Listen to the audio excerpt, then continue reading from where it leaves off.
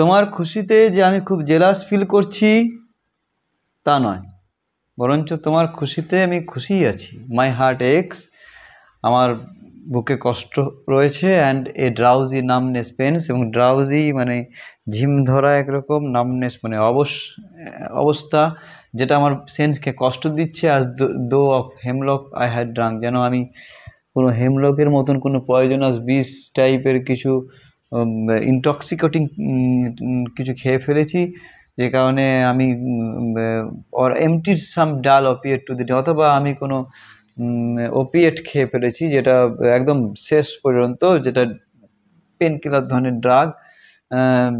1 minute fast, কিছুক্ষণ আগে, and লিদে words had শাঙ্ক, যেন আমি লিদে একটা নদীর জল, যেটা খেলে আর কি যেখান থেকে একটা ফরগেটফুলনেস আসতে পারে, যে খেয়ে নিলে সব কিছু ভুলে যাওয়া। এবার আমরা সেই লাইনটাতে ফিরছি, it's not through envy of thy happy lord but being too happy in thy happiness. হ্যাঁ, আমার এই অবস্থা কিন্তু তোমার সুখের হিংসায় নয়, বরঞ্চ তোমার সুখে সুখী হয়ে। That thou light wing dryad of trees in some melodious plot of beach and green and shadows numberless, singest of summer in full throated is.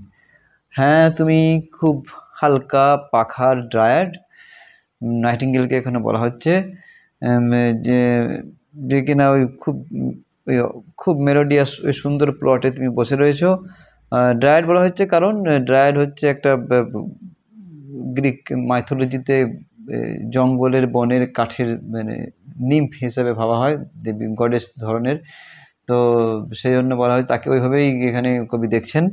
তো ইন সাম মেলোডিয়াস প্লট, মানে প্লটটা কি খুব সুন্দর, সেই জন্য বলা হচ্ছে melodious plot of bitch and green, এরকম বীজ গাছের সবুজের মধ্যে, অ্যান্ড শ্যাডোজ নাম্বারলেস, যেখানে প্রচুর পরিমাণে ছায়া রয়েছে। তুমি এই খুব খোলা গলায় এই একটা গান এই মুহূর্তে তুমি গাইছো। Oh, for a draught of vintage that had been cooled, long age in deep depth earth, testing of flora and country green, dance and provincial song and sunburn mud. যে হ্যাঁ, আমি সেরকম যদি এক বিন্দু যদি একটুকু মদ পেতাম, যেটা আর কি অনেক দিন ধরে মাটির ভেতরে যাকে কুল করা হয়েছে, মানে যাকে প্রসেস করা হয়েছে, টেস্টিং অফ ফ্লোরা, যেটা সেই জায়গার যেখানকার তৈরি সেই জায়গার টেস্টটা আমি পাবো। ফ্লোরা হচ্ছে ওই আবার ওই সেম গডেস বা গ্রিক মাইথোলজি থেকে, যারা ফুলের এবং বসন্তের যে দেবী, সেই জন্য এখানে এটাকে পার্সোনিফাই করা হয়েছে ফুলকে এবং ওই সবুজ জাতীয় জিনিসগুলিকে, testing of Flora and the country green, এবং সবুজ যে গ্রাম্য এলাকা সেটা টেস্ট যেন পায়, এবং সেই এলাকার ডান্স এবং ওই প্রোভেন্সের গান এবং সাধারণ মানুষের যে খেটে খাওয়া মানুষের যে আনন্দ, সেটা টেস্ট যেন আমি পাই। এরকম একটা মদের খোঁজ আমি করছি। O for a beaker full of warm south, যেটা এক পেয়ালা যেখানে ফুল থাকবে ওয়ার্ম সাউথ, দক্ষিণের যে মদ, মানে প্রোভেন্স একটু দক্ষিণে, এবং আবার ফ্রান্সের দক্ষিণের সাইডেই পড়ছে Provence. Full of the true the blushful Hippocrene, এবং সত্যি সত্যি সেটা একদম দারুণ মদ হবে, এবং যেটা খুব রোজি বা রেড এই কালারের মদ হবে। হিপোক্রিন হচ্ছে সেই ধরনের একটা, যেটা হচ্ছে আর কি হিপোক্রিন মানে ওই আবার গ্রিক মাইথোলজি চলে আসবে। গ্রিক মাইথোলজিতে মাউন্ট হেলিকানের যে ঝর্ণা রয়েছে, মানে মিউজের যে ঝর্ণা রয়েছে, মিউজ মানে কবিতার যে দেবী, তার ঝর্ণা থেকে যে জলটা বেরোয়, সেই জলটা যদি ওয়াটারটা যদি ব্লাসফুল হয় এবং ঠিক কালারফুল রেড রোজি হয়, সেরকম ধরনের যদি দেখতে হয়, with beaded bubbles winking at the brim, এবং সেই কাপের মধ্যে ঢুকে থাকা ওই ধরনের যে মদটা, ওই ড্রিঙ্কটা যদি একদম ফুল হয়ে থাকে এবং তার উপরের যে বাবলগুলো যেন উইঙ্কিং করে, বুঝতে পারা যায়।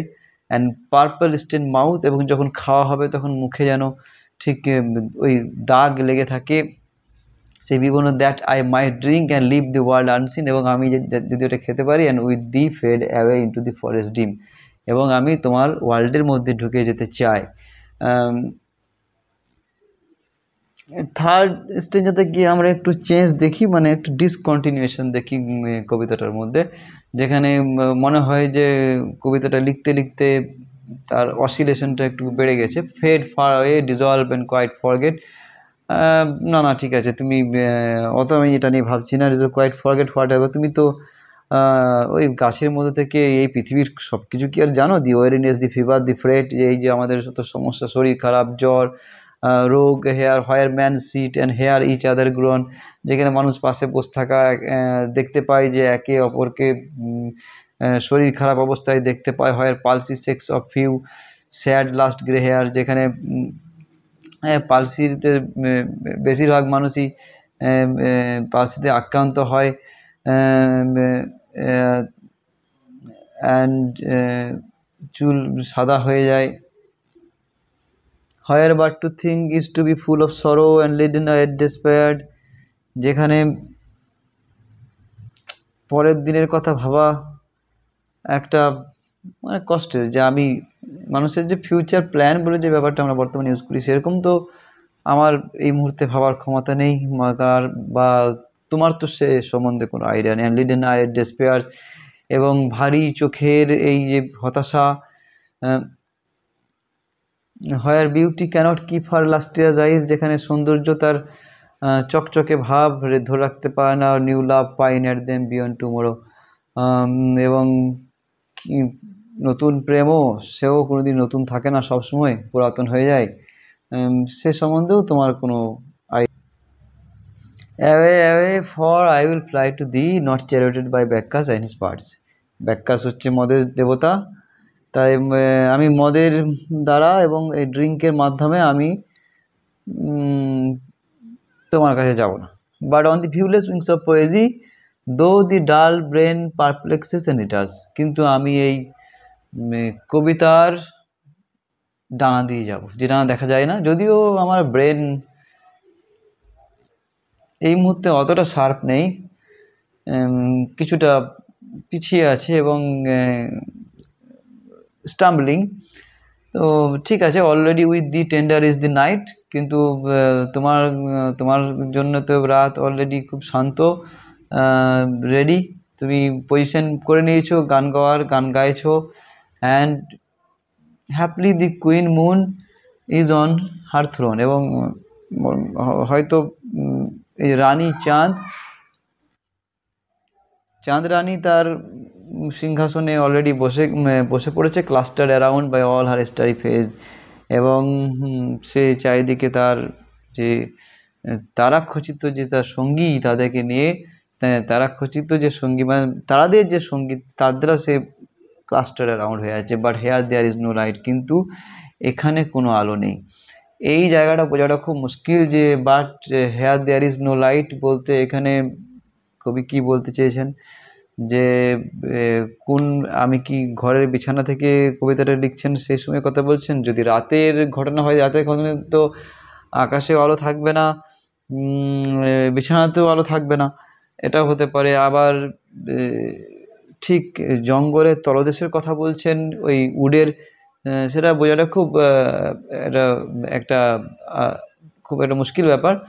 তবু আমরা যদি ধরে নিই যে একটু উঠানের মধ্যে উনি রয়েছেন এবং সেখানে খুব পাশেই উড রয়েছে, এবং দুটোকে মিক্স করতে পারি আমরা এখানে, যে বিছানার মধ্যে রয়েছেন, অথবা যে ঠিক কোনো একটা কান্ট্রি এলাকায় রয়েছে, যেখানে চাঁদের আলোটা জাস্ট সন্ধেবেলায় একটু একটু করে উঠতে আরম্ভ করেছে, নাইটিঙ্গেল গান করতে শুরু করেছে, কিন্তু আলোটা এখনও পর্যন্ত ঠিকঠাক তলদেশে এসে পৌঁছাচ্ছে না। Save what from heaven is with the breezes blown, এটা ছাড়া what from heaven through verdurous gloom and winding mossy ways, এবং verdurous gloom and winding mossy ways, এটা কি বলছে দেখি।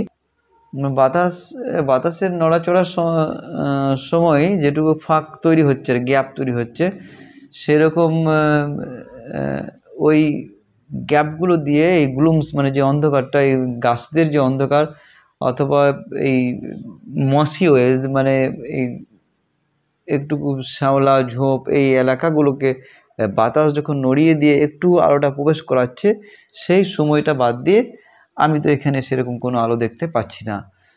এটা খুবই একটা সেন্সিবল একটা কবিতা। আমরা আজকে এই 4টেই পড়ব। পরে আরও 4টে স্ট্যাঞ্জাস রয়েছে, সেগুলো আমরা পরের দিন ভাববো।